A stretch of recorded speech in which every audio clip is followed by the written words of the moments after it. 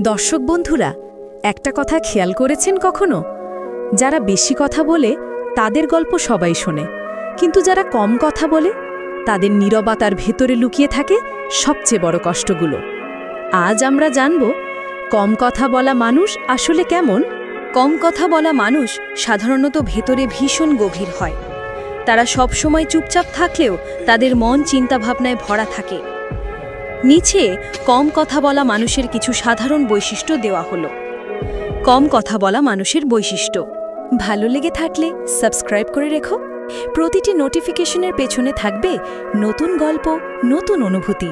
পর্যবেক্ষণ ক্ষমতা বেশি। কথা কম বললেও চারপাশের সবকিছু নিখুঁতভাবে লক্ষ্য করে।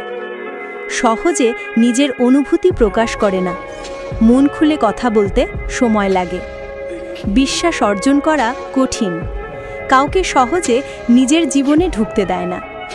গভীর চিন্তাশীল। সিদ্ধান্ত নেওয়ার আগে অনেক ভাবনা চিন্তা করে। ভুল মানুষের সঙ্গে মিশতে চায় না। যাদের সঙ্গে ভালো লাগে শুধু তাদের সঙ্গেই কথা বলে। শব্দের মূল্য বোঝে। অপ্রয়োজনীয় কথা বলে না। শান্ত স্বভাবের। ঝগড়া বিবাদে যেতে চায় না। নিজের জগৎ নিজের মতো করে গড়ে নেয়। একা খাটতে স্বাচ্ছন্দ্য বোধ করে। অনেক সময় মানুষ ভাবে কম কথা বলা মানে অহংকার বা রাগ। আসলে তা নয়। তারা শুধু শব্দের মধ্যে নিজেদের হারিয়ে ফেলতে চায় না।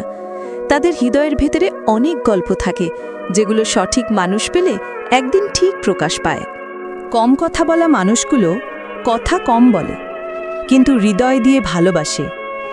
তাদের নীরবতাকে ভুল বুঝবেন না, কারণ তারা আঘাত পেলে শব্দ করে কাঁদতে পারে না। বন্ধুরা, আপনারা কি মনে করেন? এমন মানুষদের আমরা কিভাবে বুঝব? কমেন্টে জানাতে ভুলবেন না কিন্তু।